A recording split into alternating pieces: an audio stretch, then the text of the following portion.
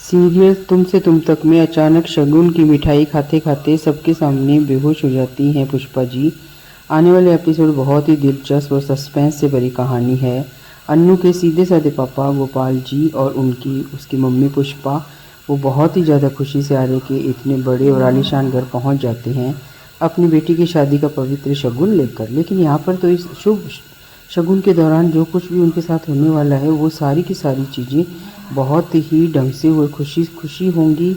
हमारे झंडे जी होंगे, घर के सारे काम और सारे घर वाले भी मौजूद होंगे। सब लोग बहुत ही ज़्यादा खुशी से एक दूसरे को अपने हाथों से मिठाई खिलाते दिखाई देंगे और बहुत सारी मिठाइयाँ होती हैं। उसी के साथ सब लोग एक दूसरे को एक नए रिश्ते की बहुत सारी बधाई देते हैं। फाइनली लंबे इंतज़ार के बाद अन्नू आर्य की शादी हमेशा के लिए फिक्स जो होने वाली है।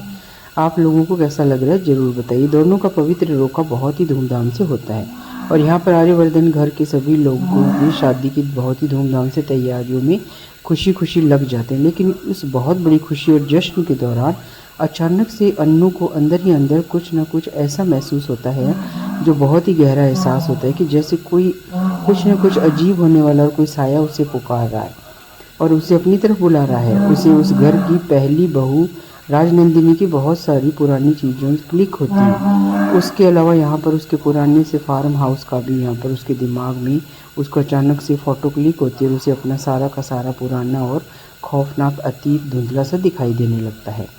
कुछ याद आने लगता है और कहीं ना कहीं यहाँ पर घर में मौजूद हमारी गायत्री देवी को भी अंदर से बहुत ज़्यादा डर लगता है। कुछ ना कुछ अजीब है और डरावना इस घर में होने वाला है क्योंकि गायत्री के साथ कहीं ना कहीं ऐसी खौफनाक और डरावनी चीज़ें हो रही होती हैं।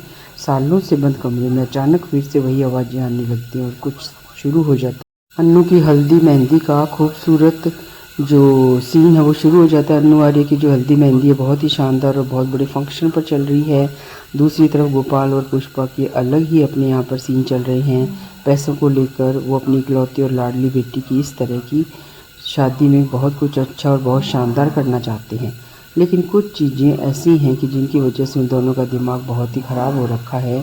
ये चीज़ें ऐसी होती हैं कि भाई साहब यहाँ पर आर्य के बारे में एक बड़ी गलत चीज़ यानी आर्य की जो बहुत ही पुरानी और कड़वी हकीकत है वो सामने आ जाती है। उसे सब बताने की पूरी कोशिश की जाती है बेचारी पुष्पा को और उसी के साथ गोपाल जी को। तो इस भयंकर चक्कर में दोनों बहुत ही ज़्यादा टेंशन में परेशान हो जाते हैं और आखिर किस तरीके से आर्यवर्धन से उन सब पुरानी और डरावनी चीज़ों के बारे में खुलकर बात की जाए।